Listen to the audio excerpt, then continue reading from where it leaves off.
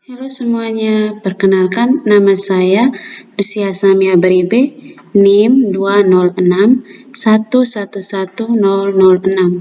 Saya dari Universitas Citra Bangsa dari Prodi PGSD kelas A. Sekarang saya akan menjelaskan sedikit mengenai materi tentang teori belajar dan pembelajaran.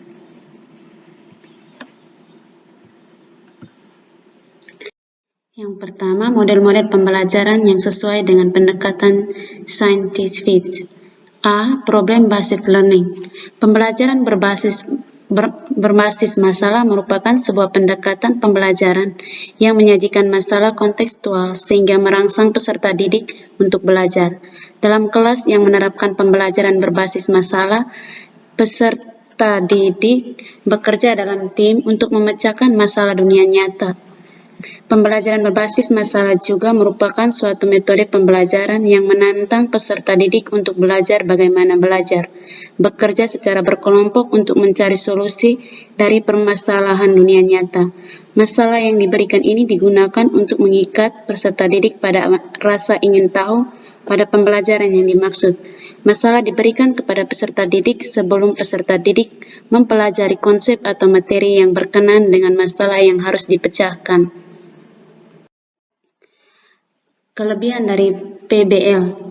Dengan PBL akan terjadi pembelajaran bermakna. Peserta didik atau maha peserta yang belajar memecahkan suatu masalah, maka mereka akan menerapkan pengetahuan yang dimilikinya atau berusaha mengetahui pengetahuan yang diperlukan.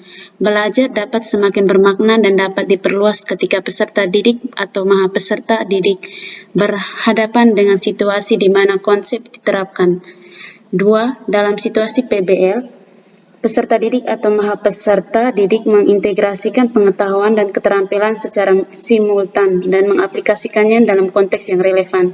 3. PBL dapat meningkatkan kemampuan berpikir kritis, menumbuhkan inisiatif peserta didik, maha peserta didik dalam bekerja, motivasi internal untuk belajar dan dapat mengembangkan hubungan internasional dalam kerja kelompok.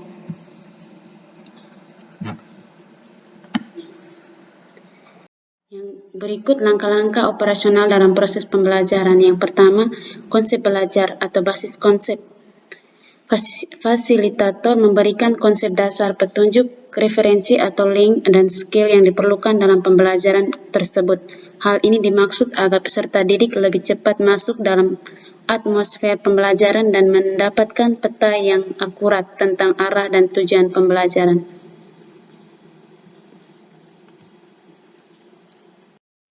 Yang kedua, mendefinisikan masalah. Dalam langkah ini, fasilitator menyampaikan skenario atau permasalahan, dan peserta didik melakukan berbagai kegiatan brainstorming, dan semua anggota kelompok mengungkapkan pendapat, ide, dan tanggapan terhadap skenario secara bebas, sehingga memungkinkan muncul berbagai macam alternatif pendapat. Yang ketiga, pembelajaran mandiri atau self-learning. Peserta didik mencari berbagai sumber yang dapat memperjelas isu yang sedang diinvestigasi. Sumber yang dimaksud dapat dalam bentuk artikel tertulis yang tersimpan di perpustakaan, halaman web, atau bahkan pakar dalam bidang yang relevan. Tahap investigasi memiliki dua tujuan utama, yaitu agar peserta didik mencari informasi dan mengembangkan pemahaman yang relevan dengan permasalahan yang telah didiskusikan di kelas, dan informasi dikumpulkan dengan satu tujuan, yaitu direpresentasikan di kelas, dan informasi tersebut haruslah relevan dan dapat dipahami. 4. Pertukaran pengetahuan. Setelah mendapatkan sumber untuk keperluan pendalaman materi dalam langkah pembelajaran mandiri, selanjutnya pada pertemuan berikutnya peserta didik berdiskusi dalam kelompoknya untuk mengklasifikasi capaiannya dan merumuskan solusi dari permasalahan kelompok. Pertukaran pengetahuan ini dapat dilakukan dengan cara peserta didik berkumpul sesuai dengan kelompok dan fasilitatornya. Yang kelima, penilaian atau assignment. Penilaian dilakukan dengan memadukan tiga aspek pengetahuan. Tiga aspek yakni pengetahuan, percakapan, sikap, Penilaian tersebut penguasaan pengetahuan yang mencakup seluruh kegiatan pembelajaran yang dilakukan dengan ujian akhir semester atau UAS, ujian tengah semester atau UTS, kuis, PR, dokumen, dan laporan. Penilaian terhadap kecakapan dapat diukur dari penugasan alat bantu pembelajaran, baik software, hardware, maupun kemampuan perancang dan pengujian. Contoh penerapan sebelum memulai proses pembelajaran, pengajar di kelas. Peserta didik terlebih dahulu diminta untuk mengobservasi suatu fenomena terlebih dahulu. Kemudian peserta didik diminta mencatat masalah-masalah yang muncul. Setelah itu, tugas guru adalah merangsang peserta didik untuk berpikir kritis dalam memecahkan masalah yang ada. Tugas guru adalah mengarahkan peserta didik untuk bertanya, membuktikan asumsi, dan mendengarkan pendapat yang berada dari mereka. Tahap-tahap model PBL. Yang pertama, sistem penilaian. Penilaian dilakukan dengan memadukan 3 aspek, yakni pengetahuan, kecakapan, sikap. Penilaian terhadap penugasan pengetahuan yang mencakup seluruh kegiatan pembelajaran dilakukan dengan ujian akhir semester, ujian tengah semester, dan kuis, PR, dokumen, dan laporan. Penilaian terhadap kecakapan dapat diukur dari penugasan alat bantu pembelajaran, baik software, hardware, maupun kemampuan perancang dan pengujian. Sedangkan penilaian terhadap sikap dititik beratkan pada penugasan soft skill, yaitu keaktifan dan partisipasi dalam diskusi, kemampuan bekerja sama dalam tim, dan kehadiran dalam pembelajaran. Bobot penilaian untuk ketiga aspek tersebut ditentukan oleh guru mata pelajaran yang bersangkutan. Penilaian pembelajaran dengan PBL dilakukan dengan authentic assignment. Penilaian dapat dilakukan dengan portfolio yang merupakan kumpulan yang sistematis, pekerjaan peserta didik yang dianalisis untuk melihat kemajuan belajar dalam kurun waktu tertentu dalam kerangka pencapaian tujuan pembelajaran. Yang berikut self-assignment. Penilaian dilakukan oleh belajar itu sendiri terhadap usaha-usahanya dan hasil pekerjaannya dengan menunjukkan pada tujuan yang ingin dicapai oleh pelajar itu sendiri dalam belajar. Peer assignment, penilaian di mana pelajar berdiskusi untuk memberikan penilaian terhadap upaya dan hasil penyelesaian tugas-tugas yang telah dilakukannya sendiri maupun oleh teman dalam kelompoknya. Cooperative learning. Cooperative learning adalah suatu strategi belajar mengajar yang menekankan pada sikap atau perilaku bersama dalam bekerja atau membantu di antara sesama dalam struktur kerjasama yang teratur dalam kelompok yang terdiri dari 2 orang atau lebih, di mana pada tiap kelompok tersebut terdiri dari siswa-siswa berbagi tingkat kemampuan melakukan berbagai kegiatan belajar untuk meningkatkan pemahaman mereka tentang materi pembelajaran yang sedang dipelajari. Prinsip model pembelajaran kooperatif. Yang pertama, saling ketergantungan positif. 2. Tanggung jawab perseorangan. 3. Tatap muka. 4. Komunikasi antar anggota. Dan 5. Evaluasi proses kelompok. Model evaluasi kooperatif learning. Model evaluasi individual menyatakan bahwa potensi setiap anak harus dikembangkan secara maksimal. Pandangan ini menganut sistem bahwa siswa belajar dengan pendekatan dan kecepatan yang sesuai dengan kemampuannya masing-masing. Anak didik tidak bersaing dengan siapapun kecuali bersaing dengan diri sendiri. Teman-teman sekelas dianggap tidak ada karena jarang ada interaksi antar siswa di kelas. Dalam pembelajaran individual, guru menetapkan standar untuk masing-masing siswa. Jika seorang siswa mencapai atau melampaui standar, dia akan mendapatkan nilai A. Jika tidak, dia akan mendapat nilai C atau D. Nilai seseorang tak ditentukan oleh nilai rata-rata atau teman sekelas, tapi oleh usaha sendiri dan standar yang ditetapkan guru yang dianggap sebagai kemampuan maksimalnya. Setiap orang bertanggung jawab atas tindakannya sendiri dan harus memperjuangkan nasibnya sendiri. Tak ada orang yang bisa membantu dan sebaliknya tak perlu merepotkan diri untuk membantu orang lain. Manfaat dari cooperative learning, meningkatkan aktivitas belajar siswa dan prestasi akademiknya, membantu siswa dalam mengembangkan karakter berkomunikasi secara lisan, mengembangkan karakter keterampilan sosial siswa, meningkatkan rasa percaya diri siswa, membantu meningkatkan hubungan positif antar siswa. Yang berikut, project based learning. Pembelajaran berbasis project adalah pembelajaran yang menggunakan proyek atau kegiatan sebagai media. Peserta didik melakukan eksplorasi, penilaian, interpretasi, sintesis, dan informasi untuk menghasilkan berbagai bentuk hasil belajar. Prinsip-prinsip pembelajaran berbasis proyek pembelajaran berpusat pada peserta didik yang melibatkan tugas-tugas pada kehidupan nyata. Tugas proyek menekankan pada kegiatan penelitian berdasarkan suatu tema atau topik yang telah ditentukan dalam pembelajaran. Menyelidikkan atau eksperimen dilakukan secara autentik dan menghasilkan produk nyata. Produk laporan atau hasil karya tersebut selanjutnya dikomunikasikan untuk mendapatkan tanggapan dan umpan balik untuk perbaikan proyek berikutnya. Manfaat pembelajaran berbasis proyek memperoleh pengetahuan dan keterampilan baru dalam pembelajaran, meningkatkan kemampuan peserta didik dalam memecahkan masalah, membuat peserta didik lebih aktif dalam memecahkan masalah yang kompleks, mengembangkan dan meningkatkan keterampilan peserta didik dalam mengelola sumber atau bahan atau alat untuk menyelesaikan tugas, meningkatkan kolaborasi peserta didik khususnya pada PBB yang bersifat kelompok.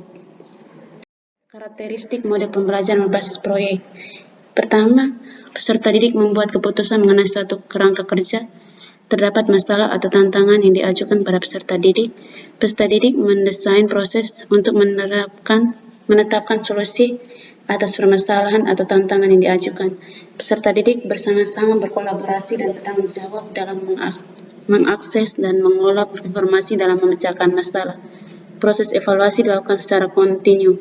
Peserta didik secara berkala menjalankan refleksi terhadap kegiatan yang sudah dijalankan. Produk akhir kegiatan belajar akan dievaluasi dengan kualitatif dan kondisi pembelajar sangat toleran pada kesalahan dan perubahan. Menurut Bos dan Kraus dalam Abidin, menyatakan model pembelajaran berbasis proyek mempunyai kelebihan atau keunggulan, yaitu model ini sifatnya terpadu dengan kurikulum, menjadikan tidak membutuhkan tambahan apapun dalam menjalankannya. Siswa terlibat dalam aktivitas dunia nyata dan mempraktikkan strategi otentik secara disiplin. Siswa bekerja dengan kolaborasi dalam menyelesaikan masalah yang penting untuk mereka.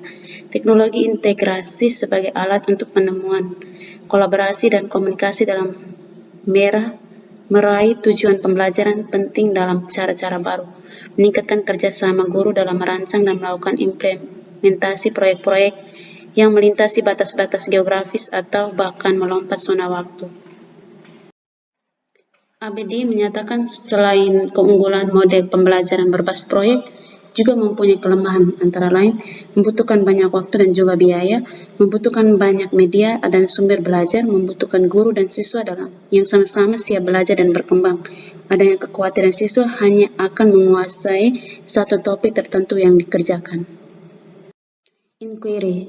Pembelajaran inquiry merupakan model pembelajaran yang mempersiapkan siswa pada situasi untuk melakukan eksperimen sendiri sehingga dapat berpikir secara kritis untuk mencapai dan menemukan jawaban dari suatu masalah yang dipertanyakan. Karakteristiknya, metode inquiry menekankan pada aktivitas siswa secara maksimal dan mencari dan menemukan. Tujuan dari penggunaan metode inquiry dalam pembelajaran adalah mengembangkan kemampuan berpikir secara sistematis, logis, dan kritis atau mengembangkan kemampuan intelektual sebagai bagian dari proses mental. Prinsip-prinsip metode inquiry berorientasi pada pengembangan intelektual. Keberhasilan dari proses pembelajaran dengan menggunakan metode inquiry bukan ditentukan oleh sejauh mana siswa dapat menguasai materi pembelajaran, akan tetapi sejauh mana siswa beraktivitas mencapai dan menemukan sesuatu. Yang berikut, prinsip interaksi pembelajaran adalah proses interaksi, baik interaksi antar siswa maupun interaksi siswa dengan guru, bahkan interaksi antar siswa dengan lingkungan. Prinsip bertanya. Kemampuan guru untuk bertanya dalam setiap langkah inquiry sangat diperlukan, baik bertanya untuk melacak maupun bertanya untuk menguji kemampuan. Prinsip belajar untuk berpikir, proses pengembangan potensi seluruh otak, baik otak kiri maupun otak kanan, baik otak reptil, otak limbik, maupun otak neokortek. Prinsip keterbukaan tugas guru dalam menyediakan ruang untuk memberikan kesempatan kepada siswa mengembangkan hipotensinya secara terbuka, membuktikan kebenaran hipotensi yang dia ajukan.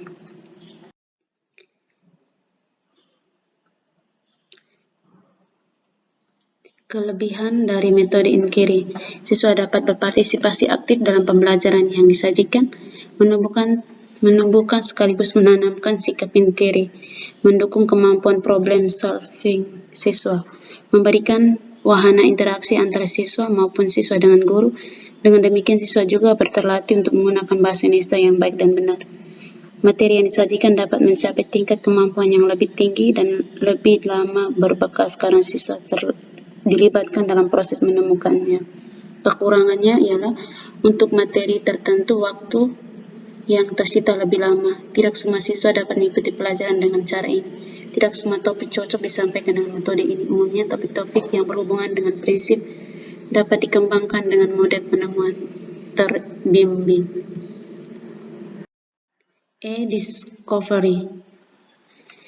Belajar discover memberi penekanan pada keaktifan siswa, berpusat pada siswa di mana siswa menemukan ide dan pendapat maknanya.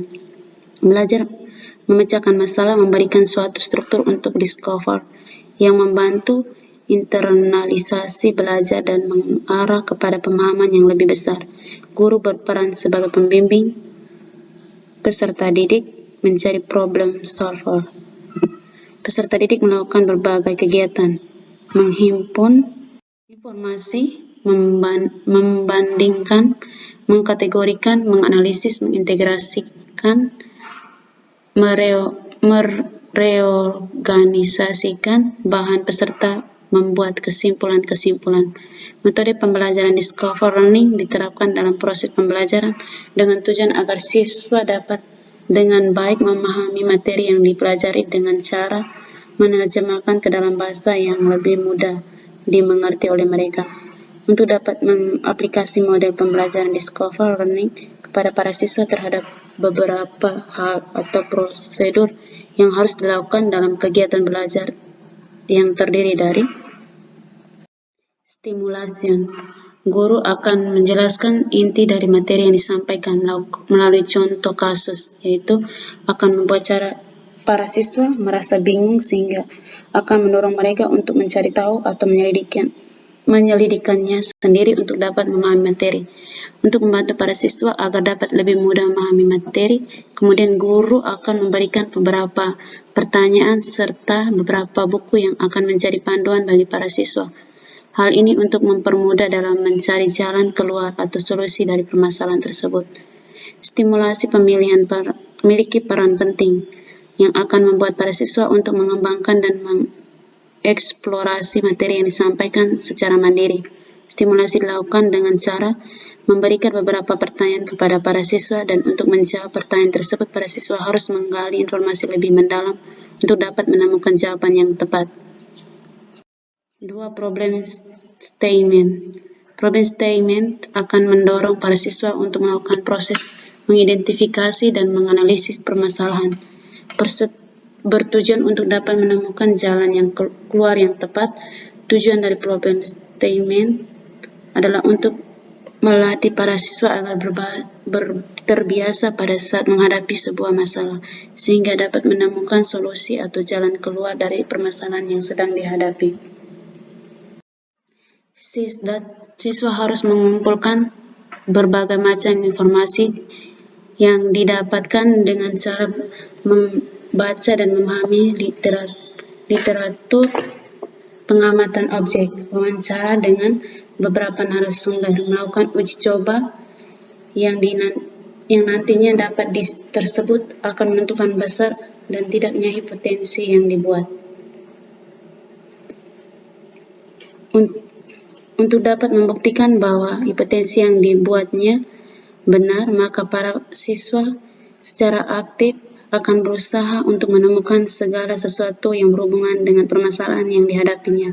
Untuk dapat mencari jalan keluar, siswa akan menghubungkan masalah dengan pengetahuan yang dimilikinya.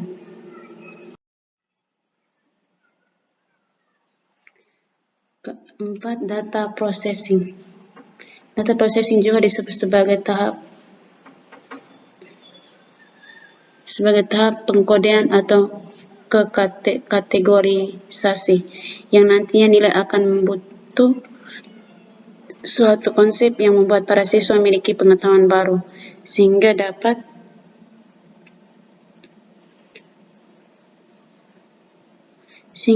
digunakan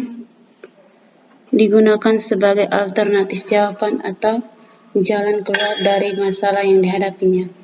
Namun, sebelum benar-benar digunakan data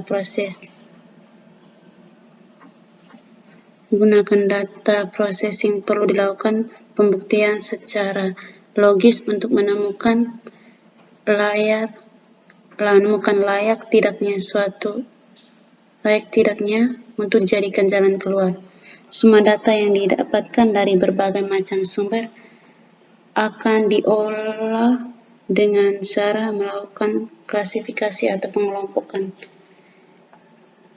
Dilakukan perhitungan dengan menggunakan cara tertentu sehingga data akan menjadi sebuah informasi yang mudah dipahami oleh orang lain.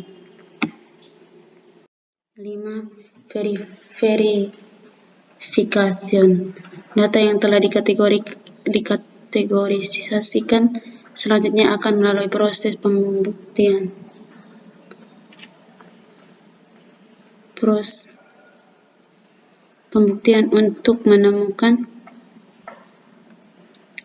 Untuk menentukan benar atau tidaknya hipotesis selanjutnya dibuat dengan apa yang ditentukan di mana, kemudian akan kembali berhubungkan dengan data processing.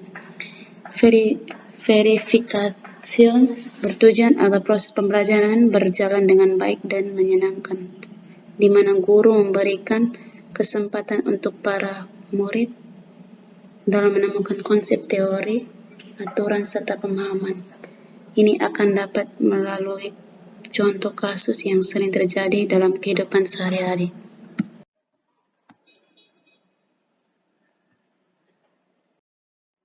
Generalisasi.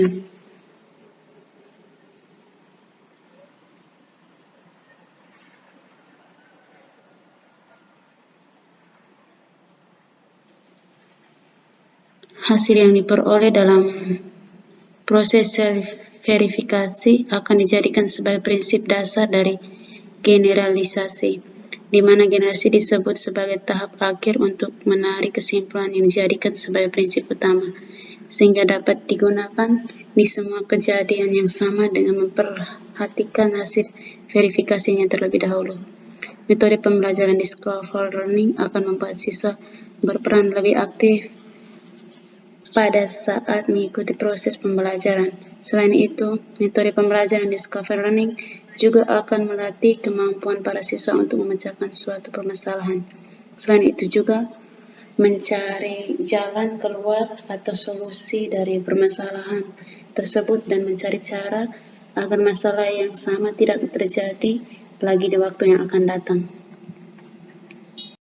Oke, semoga dapat bermanfaat. Sekian dan terima kasih.